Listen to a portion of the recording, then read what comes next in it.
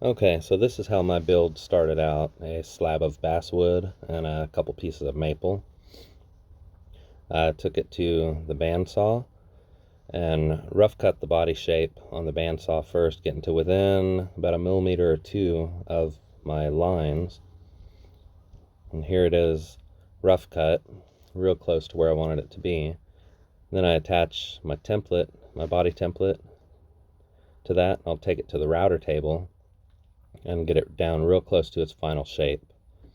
I normally would have started on the neck first, but the Postal Service thought it would be funny to lose a piece of Purple Heart having shipped to me and send it all over the state of Kansas instead of getting it right to me first.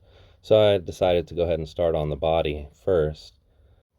I decided to go with basswood, the main reason being its bright white color, which you'll see why, that'll come back into play here later in the video. And here I am routing out the control cavity cover, which ended up having kind of a wonky shape inside due to the cutout on the top of the body for the headless string tuners. But once I got the recess and the cavity cover on there, and there's the cavity cover I made out of a piece of hickory.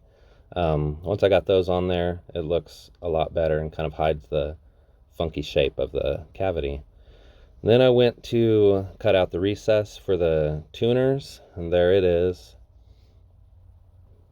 And then flipped the body over, put the template on it for my other carves. There's the neck relief carve and then the belly carve also.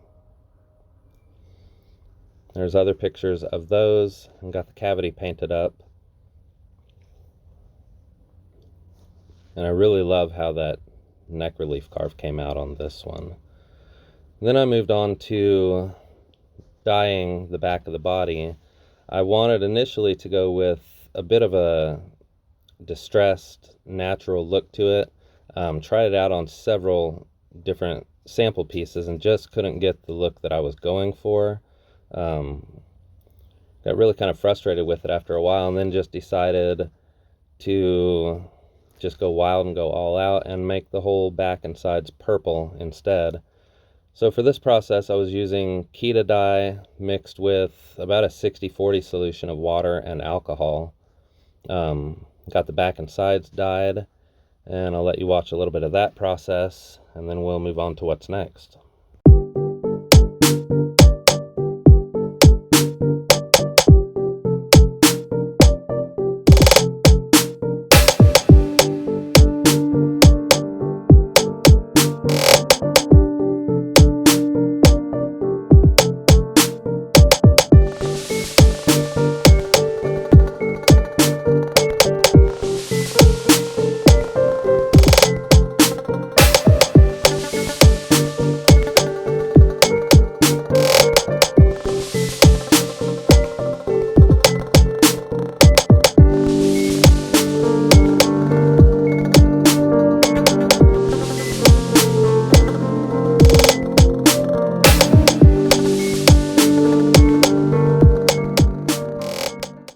Okay, and here's the body. Once the dye is all applied, I let it sit out to dry for a day before I did anything else with that. I was really happy with the way that Kita dye turned out. So in the meantime, I performed a little experiment of what I wanted the top finish to look like on the control cavity cover, and I was really happy with the results there. Then I decided I wanted to protect the dye and that finish on the back before I went on any further. So I went ahead and masked everything off. And at this point, online, a lot of the pictures, everybody thought this guitar was going to be purple and green. So I hit it with a couple coats of clear coat, let that dry really well, and it just really brought out the grain and just the beauty of that dye on this wood. I was really happy with the way that turned out. And here you can see some of the really unique spots. There's a lot of pinks and blues that shine through that purple. So then my piece of Purple Heart finally showed up, so I got to get started on the neck. And I went with a 3-piece maple and Purple Heart neck on this build. And here I'm getting all of that glued up.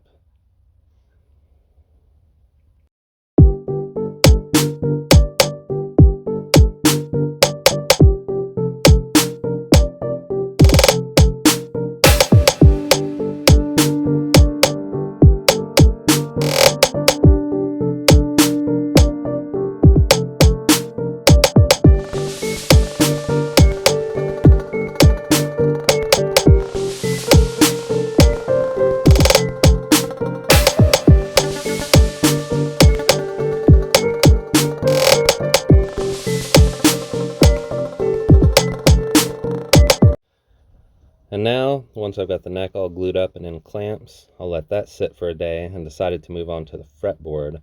I found this amazing piece of Pamel Bubinga, which was just gorgeous, and I picked it not only because it looked pretty, because it also kind of matched the color of the pickups that I was using for this build.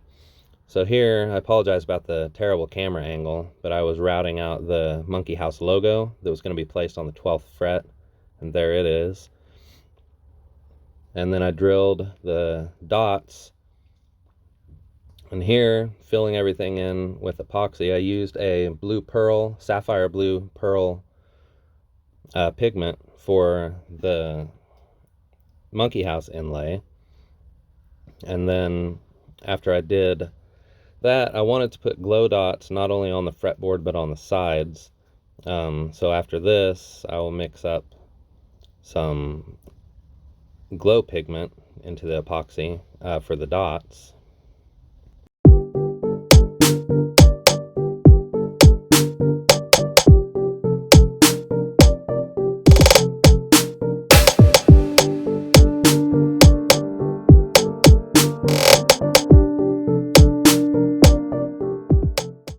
And now I'm moving on to mixing the glow-in-the-dark pigment into the epoxy for the fretboard. I went with a cyan epoxy on the top of the fretboard, which gives it kind of a bluish glow for the dots.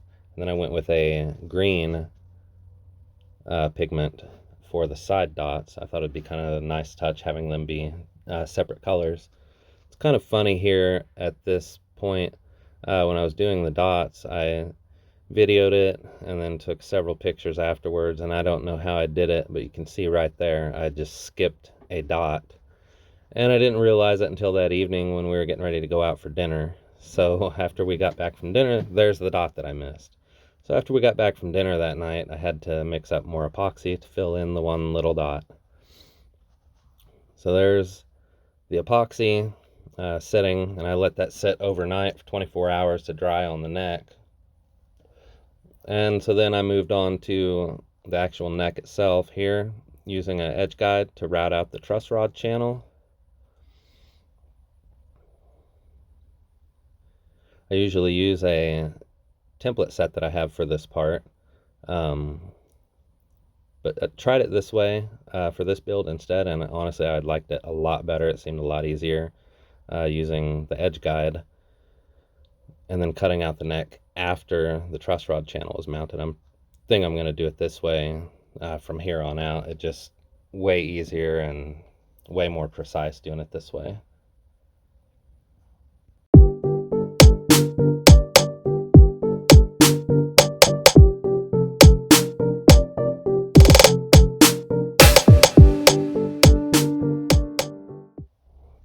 And here's the finished product with the truss rod channel and the truss rod fit into place. I was really happy with the way that turned out.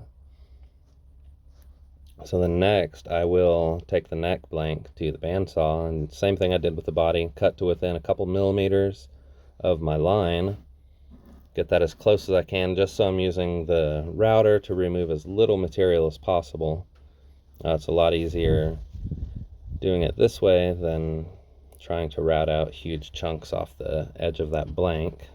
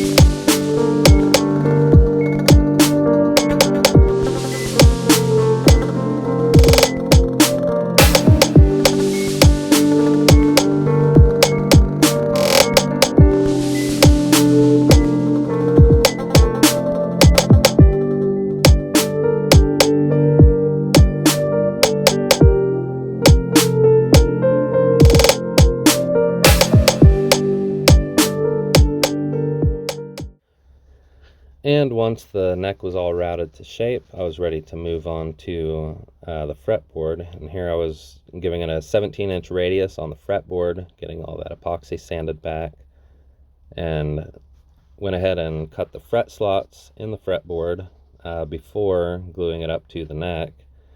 And this Bubinga, for whatever reason on this fretboard, really fought me cutting the fret slots. It was kind of a pain, but I was really happy with the way this turned out. So then go ahead and glue the fretboard up to the neck. That sat in clamps for 24 hours. And then once I had it out of the clamps, I moved on to doing fretwork. Made sure the neck was nice and level. Did all the fretwork on these. Was really happy with the way they turned out, all nice and shiny. And here, getting all the masking tape off and getting it oiled up for the first time so I can really get a good idea of how it's going to look in the finished version, and I was really happy with how it looked. So once I got done with the neck, it was time to move on to the finish for the body. But first I used some Z-Epoxy, laid that down on a thin layer just to kind of grain fill and get everything to a nice, level, smooth finish before I moved on to the rest of the finishing process. So that's what I'm doing here, is getting the Z-Epoxy spread out, and I let that sit for, I believe, overnight, and then sanded that all nice and smooth once it was dry.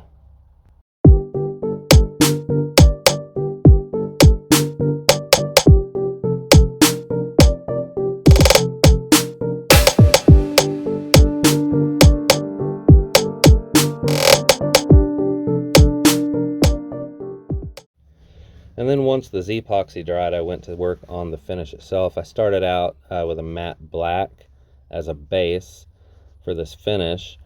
And then once that was dry, I would hit it with a coat of clear, add a color of glitter, hit it with another coat of clear, add another color, and so on until I was happy with how it turned out.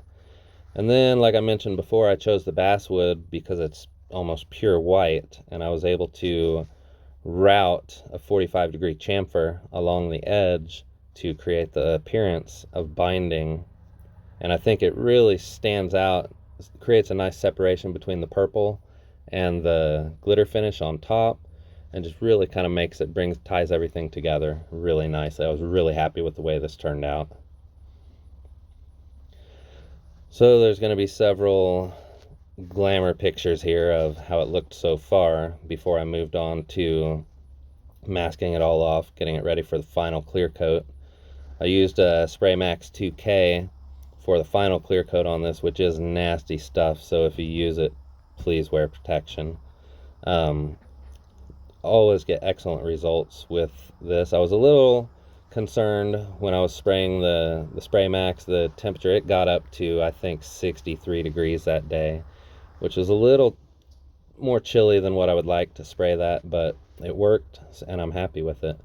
So then I moved on to level sanding and spent a day level sanding. I let that Spray Max sit for, I believe, 3 days before I moved on to level sanding. I started with the top, then did the back and the sides the following day. Sanded that all the way up to 2500 and then buffed and polished from there.